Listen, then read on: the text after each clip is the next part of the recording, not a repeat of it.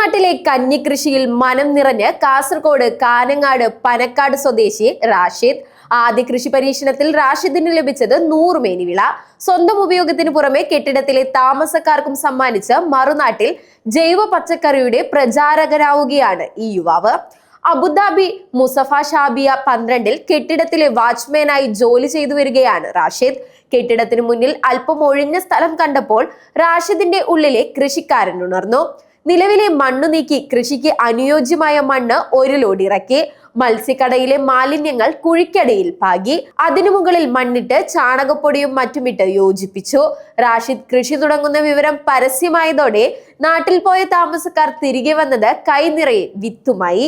അവയെല്ലാം പാകി മുളച്ച് പടർന്ന് പന്തലിച്ചതോടെ ഹരിതാപം നിറഞ്ഞത് റാഷിദിന്റെ മനസ്സിലും കൂടിയാണ്.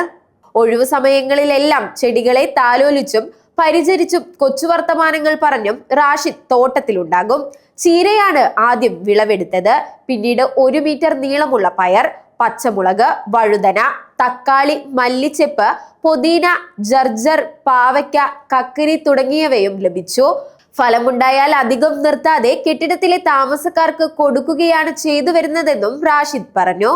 10 വർഷമായി ഷാർജ അൽ നഹ്ദയിലെ കെട്ടിടത്തിലെ വാച്ച്മാനായി ജോലി ചെയ്തിരുന്ന റാഷിദ് അതേ സ്പോൺസറുടെ അബുദാബിയിലെ കെട്ടിടത്തിന്റെ വാച്ച്മാനായി എത്തിയിട്ട് 1 വർഷമേ ആയിട്ടുള്ളൂ. സന്ദർശക വിസയിലെത്തിയ ഭാര്യ മുനവിറയുടെ പിന്തുണയുമുണ്ട്. ഉമ്മ ബി ഫാത്തിമയും സഹോദരങ്ങളും ആവശ്യമായ നിർദ്ദേശങ്ങളും നൽകി വരുന്നുണ്ട്.